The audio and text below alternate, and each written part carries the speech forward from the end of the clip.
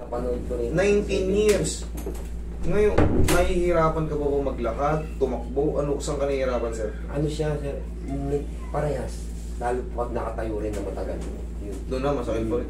Pero natatandaan mo pa, 19 years ago. Grabe, no? Talagang Ano, pag hindi sir, nakabalik. paano hindi ko ito matatandaan? Kasi yung anak kong pangalawa, kasi pinanganak siya nung umaga, nung hapon, na-injure. Na-injury ka. Kaya bata pa siya. Sige ka. Pero kita mo, napakahaba na ng panahon. Sa pagtayo pa lang daw ni sir, nakakaramdam siya ng ano eh, may pain eh. So, ibig sabihin, sira pa rin talaga. Hindi pa rin talaga siya naibalik, ano? Eh, ano lang, sir, hinihilot-hilot ko lang. Huwag mo munang ipipilit siyang itupi ah. Normal na pumumuhay lang. Kung nakakapaglakad ka lang, di mo lumakad ka lang. Gagaling din yan.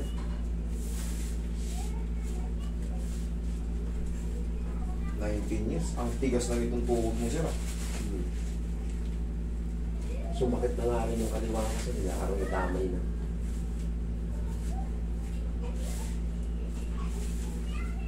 Tignan mo yun sa'yo, kung gaano katigas. Ito naman, nag-pull healed na. Sa kanya naman, sobrang lambot. Oo. Pag ginaganon, dumudulas lang kagad sa'yo.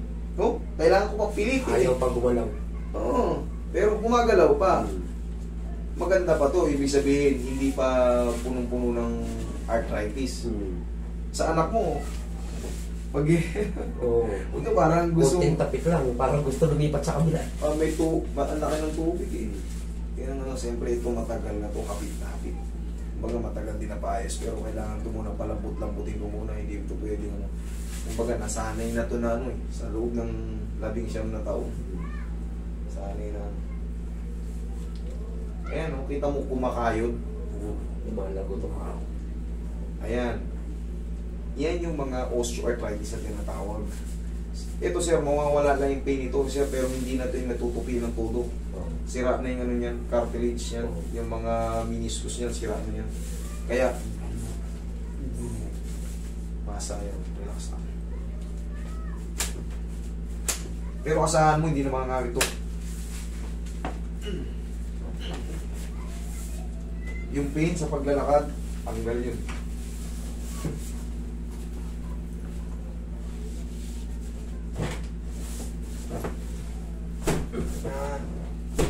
Thank you.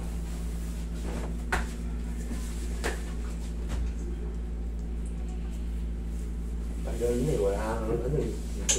Inanawan ako ng doktor, sabi niya, cementing ko daw. Eh, hindi pwede. Natrabaho ako, hindi ako makapagtrabaho. Pag sinemento mo to, ang kailangan kasi, kailangan magkaroon kayo ng knowledge about sa mga kinakasting. Baka hindi nyo na matupi ng tuluyan. Oo, yun yan. Katulad dito, example siyempre, ito example ko kasi may mga pumunta na rito eh. Dito yung pilay niya. Bali yung dito niya. Kinas siya ngayon hanggang siko, tigin na nun. Pagtanggal ng kas, hindi na may ano. Mantalang wala siyang pilay dito. Siyempre, ang tagal mo nakakas, nakaganito ka lang.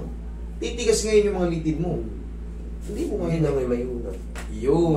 Kaya nga, kung na-damage kayo rito, yung kas, dito lang sa hindi matatamaan. Yung mga joint. Nabali yun dito, kinas hanggang dito. Okay? After 2 months, yun naman ang problema niya ngayon. Magaling din dito, pero yung dating walang problema, basta hindi na may tuwid eh. Eh, yun ang ano. Pero yung mga ganun, kaya yun sa therapy. Palalambutin lang yun ang hot and cold compress. Magpalit-palit na lang day by day. Cold sa cold sa ngayon, bukas hot and cold. Hot naman. Tapos, pipilit-pilitin yung unatin yun. Palalambutin. Ganun yun yung kaya ng therapy. Pag mga na-compensate lang siya or nadamay lang sa ginawa nyong casting. Ito, pag kinas mo to, wala namang fracture to Wala. Ba't may kakas? Yun nga, sabi, tinanong ko nga kung may fracture, sabi, wala naman daw. Ay, anong dahilan? Anong magiging grounds para ikas ka? Yun nga hindi ko alam. Pero sabi nila sa akin, dislocate daw, kaya isisimento. Na-dislocate mo? Oo. Hindi mo sinabi kanina. Kung na-dislocate, pero saglitan lang. Mas maganda, bandage ka na lang. No. Pero kung wala naman dislocation, walang fracture, ba't ka ikakas? Eh, kung ina-arthritis ka lang. Tapos pag mo, naglalaro ako, puta hindi na ako makakatawag yung kinabukasan. Subukan mo ito ha. Maglaro ka. Siguro pahinga ka muna ng mga 5 araw. Maglaro ka. Di ba nakakapaglaro ka pa? Maglaro ka. Bago ka maglaro, haplusin mo ng pau. Subukan mo kung ano yung magiging ano. Tingnan mo kung ano yung magiging resulta. Basta haplusin mo muna ng pau. Massage mo muna.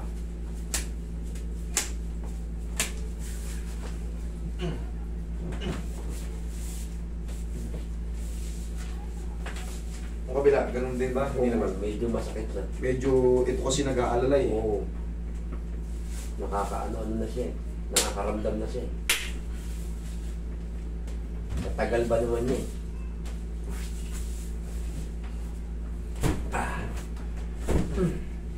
Tandaan nyo, pwede yung hatakin. Kita nyo naman sa video natin, lahat hinahatak ko. Basta diretso ang hatak. Hindi hatakin mong palihis. Okay, diretso lang. Dito naman tumatama yun, malambot to. Malambot tong board ko.